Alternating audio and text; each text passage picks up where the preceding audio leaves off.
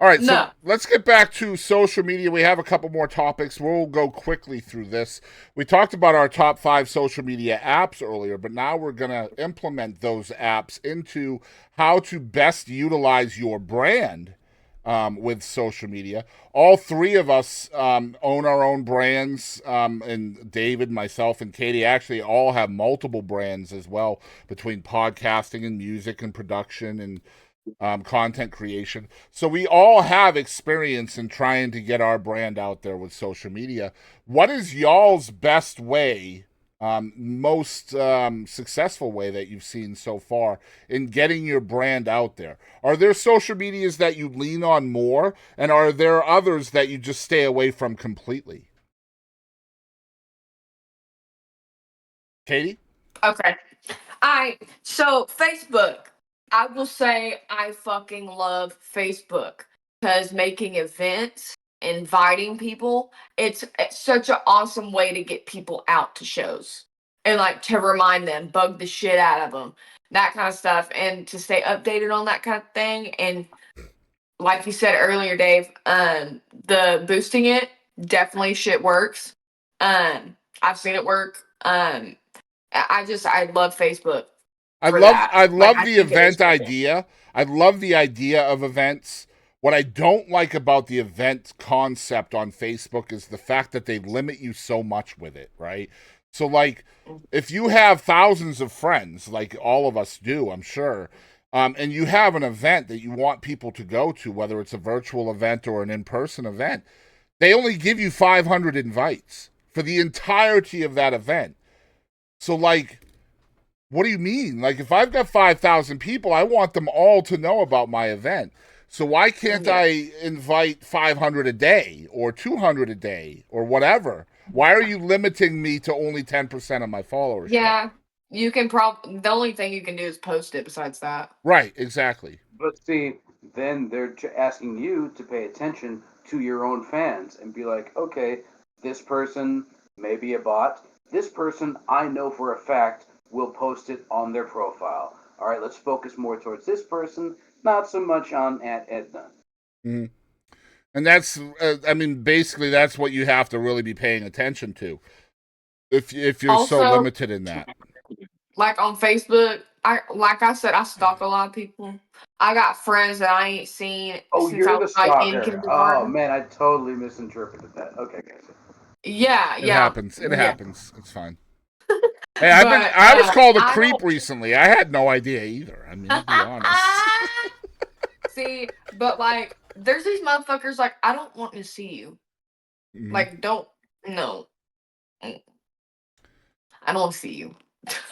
I struggle with Facebook just because like it's the one that I know the best, but it's also the one that I feel like is doing me dirty the most, if that makes any sense. And I think that's strictly because they want me to boost and I'm just poor. You know? I feel I it. mean, really, there is no substitute for literally going out to the streets and handing out flyers, handing out stickers, Yeah. saying, "Hey, my name is Dave. My name is Kadie. My name is Chris. Hey, check out this show. Here is a snippet, and you know, have some kind of special speakers or whatever.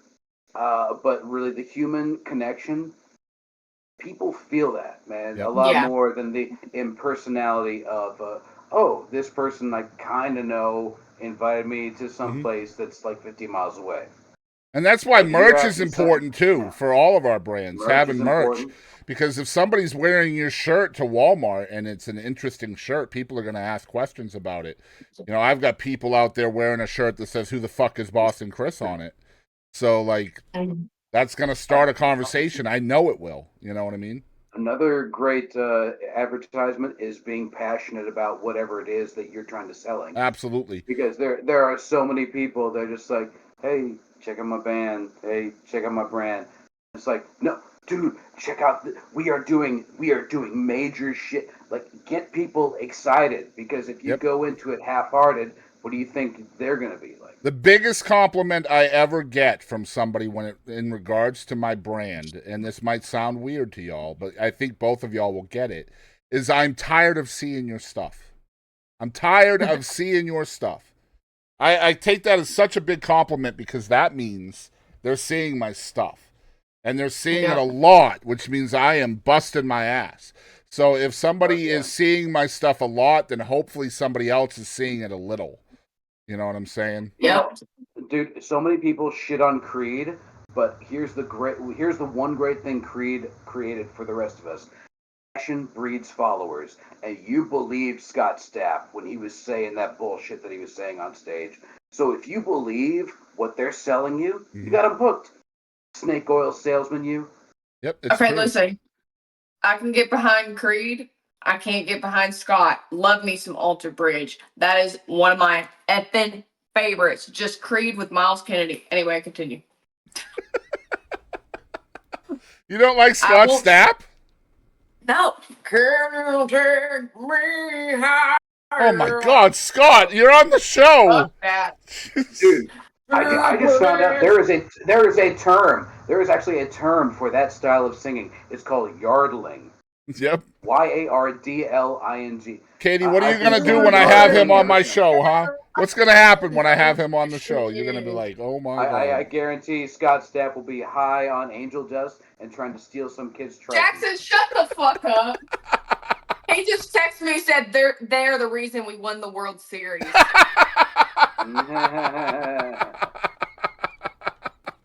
Shut the fuck up. Oh my God. And he I said, love shut it. the hell up. No!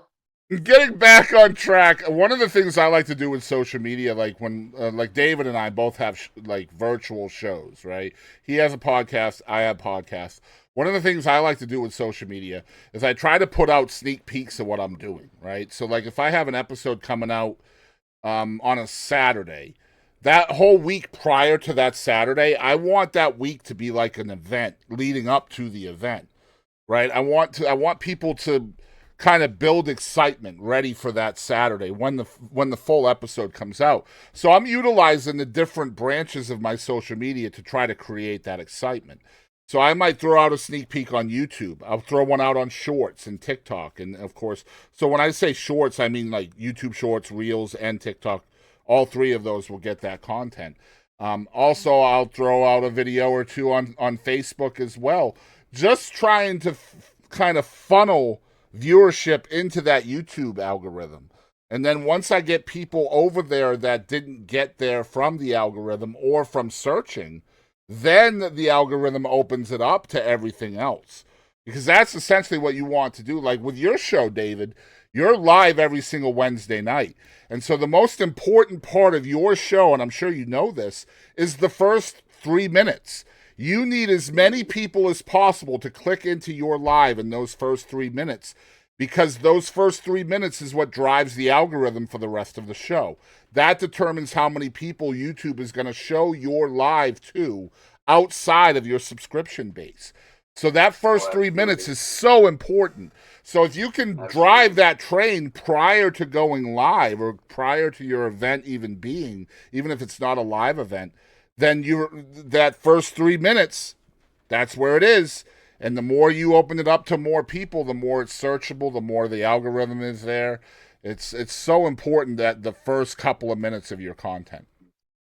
That's why I like to save all the really fucked up shit for that first 3 to 5 minutes. Right. Because I know that people will be really offended and outraged and they have to see what we say next. Or they'll be like, oh, these guys are sick like me. All right, I must keep watching.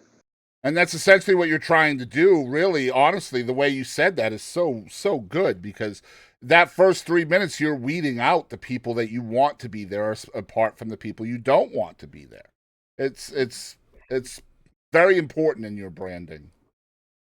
Absolutely. And also, when you are focusing on a cause, such as local music, like we are, uh, when you have, like, something that you're pushing towards, you can really get people on board, because Yep. I'm pretty much posting an advertisement for a local show every hour on our group chat. Right. And I'm constantly just trying to get people in. I just want people to go outside. Get away from your screen. I know you're at home right now watching this.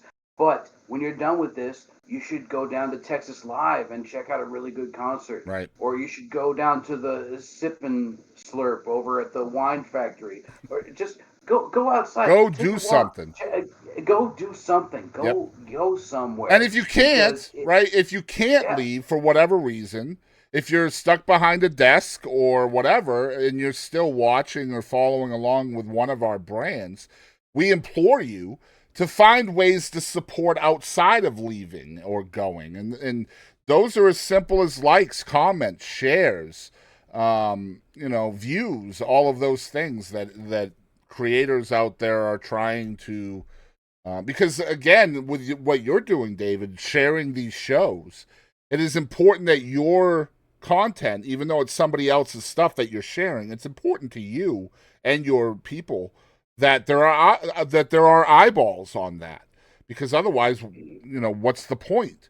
So, exactly. like, you got to have those people out there, even if they don't go to the show. Those people are so important with the likes, comments, and shares. And I don't think people understand, outside of what we do as brand ambassadors, they don't understand how important it is for an engagement on a post.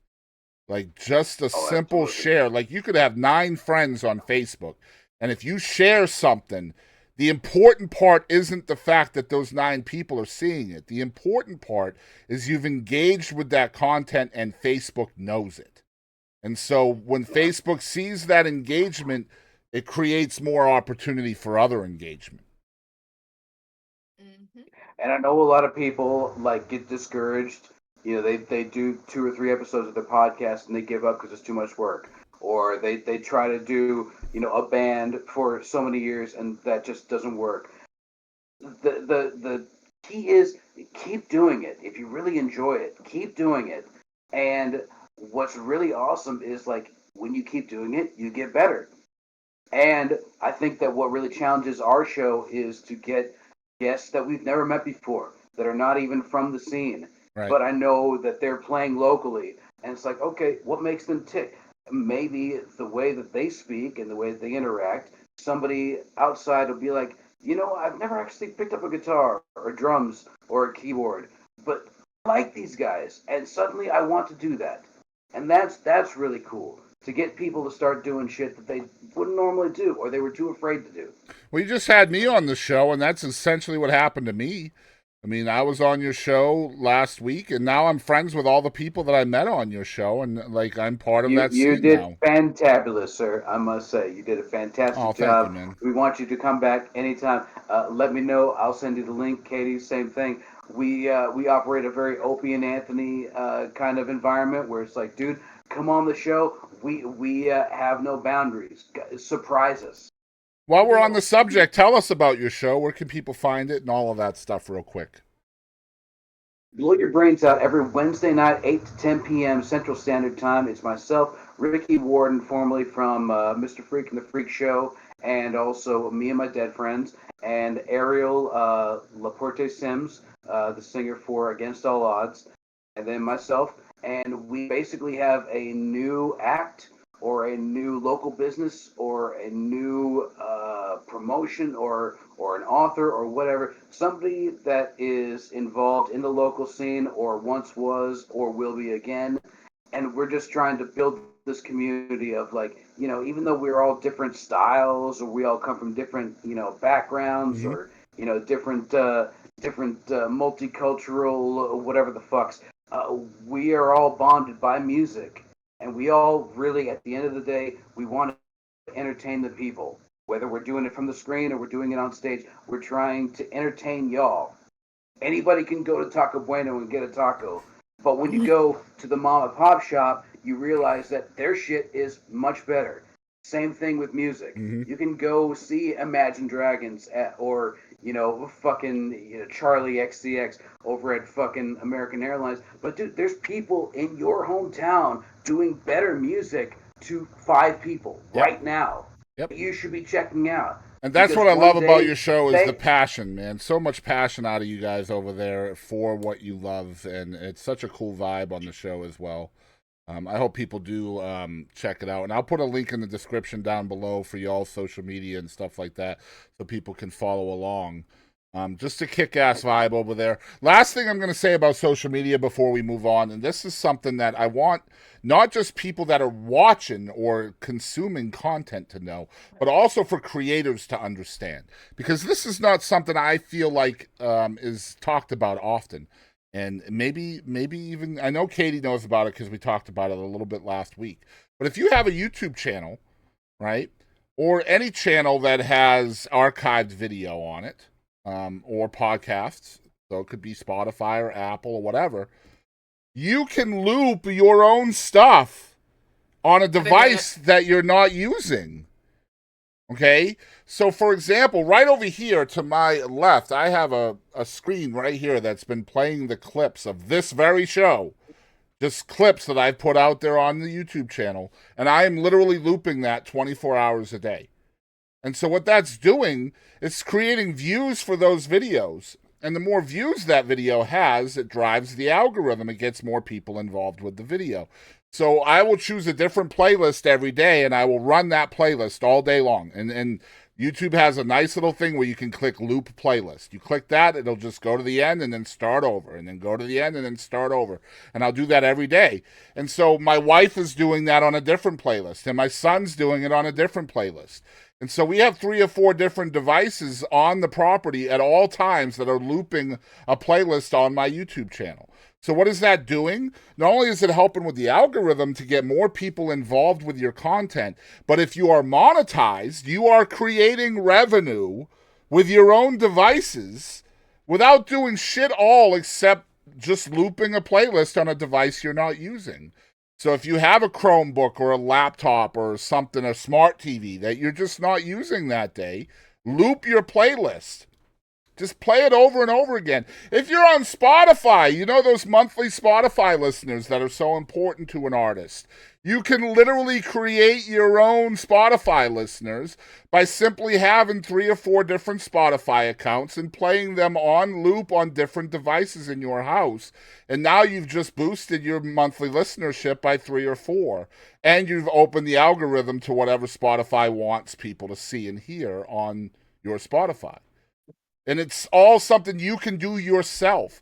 And so what I would suggest is to implore people that if you are a content creator, try to get as many people that are in your corner and will do anything for you to do this for you.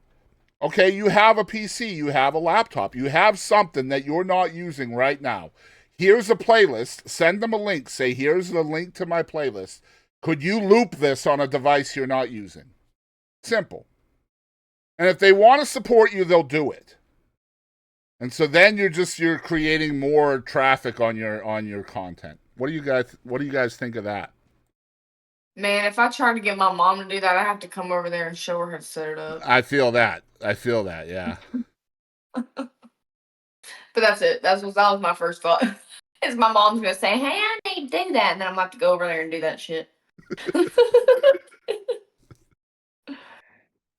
I think that's dope and smart as hell. It's funny. I've been experimenting with this for over a year, and I can literally see the actual revenue from me doing this on the playlists that I've used.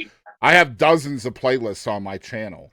And so I have a lot of playlists that are absolutely dormant and nothing is happening to them. But then I look at the playlists that I'm actually looping on the 3 or 4 devices that I have looping, and you'll see the actual analytics showing that not only do I have the views from myself looping that playlist, but you can actually see other people coming into that playlist as I'm looping it. So, like, I can take a completely dormant playlist that I haven't played in, say, 2 years, and I can start looping it tomorrow, and I will increase my viewership on that playlist by 300 or 400% just by the videos being active on somebody's device. It's crazy. That is crazy. So, like, for example, with your show, David, I don't know if you guys do play around with playlists or not, but like, you could go in and put all of your live shows when you're done, put them into a playlist, and then just loop them, right? And so you have 2 or 3 hour shows every Wednesday. So you're looping those, and then the people that don't have YouTube Premium, they're going to get ads every 8 minutes. And so if you're monetized, you're going to be making money every 8 minutes, whether they watch the ad or not. In fact, you will make more if they click out of it, which is another thing. Like if you can actually click out of ads. It's crazy how YouTube works. Dude, most definitely. I'm sorry, folks, but I gotta crash. Absolutely, my dude. But thank y'all very much for having me, Chris, Kadie. It's been a great round two. I hope we talk about. I think it worked this time. I hope we think talk so. about more dead people and killing more people that want to be killed, and manatees that want people to vote for the wrong person. I'm all about it. David, you have a great night, man. Y'all check out his show at Blow Your Brains Out, Outlaw TV on YouTube. David, thank you again, man. You have a good night. Love you guys. Yep, you Y'all too. Love too. you. Thank you. Bye.